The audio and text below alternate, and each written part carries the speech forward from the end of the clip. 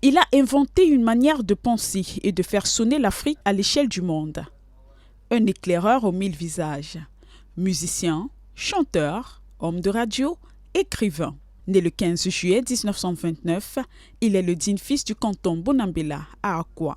Un canton composé de plusieurs foyers, parmi lesquels le foyer Bonabilé à Bonakwan, Bonewonda, c'est à Akwa Nord. Francis et son frère Marcel Bébé Yidi viennent de là. Que Francis Bébé donc était issu de la famille de Biba Kwane, qui est revenu, puisque quand ils sont arrivés là-bas, il fallait que l'un d'eux revienne au bétail, c'est-à-dire au village natal. Et les autres sont restés là-bas.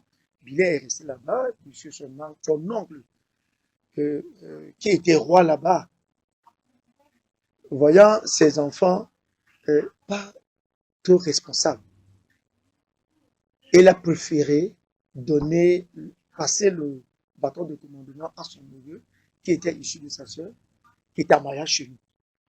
Donc, c'était Billet. Fils de pasteur qui a fait vœu de pauvreté, Francis a connu la faim. Il obtiendra néanmoins une bourse, puis s'envolera pour la France et plus tard les États-Unis, où il développera ses arts. Notons qu'au vu de ses multiples œuvres, des hommages lui seront rendus. L'un d'eux se trouve dans son village. Un stade en effet porte son nom, le stade Francis Bébé.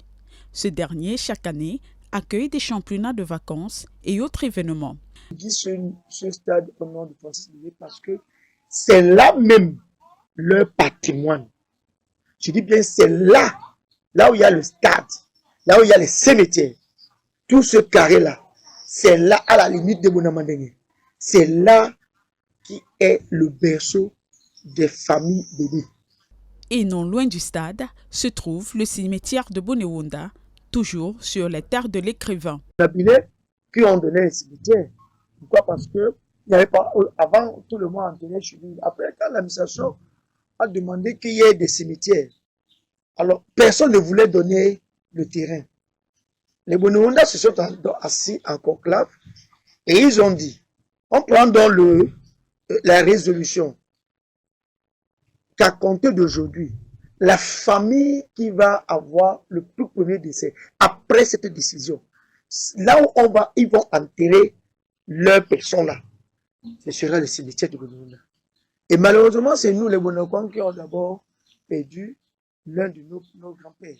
Mort à Paris le 28 mai 2001 à 71 ans, Francis Bébé transmet néanmoins son virus de l'écriture à sa fille qui dit bébé. L'artiste n'est plus, mais ses œuvres vivent toujours et résonnent à travers des artistes qu'il a inspirés, à l'instar de Henri Dior, pour ne citer que ce dernier. Le débat est bon, c'est bas,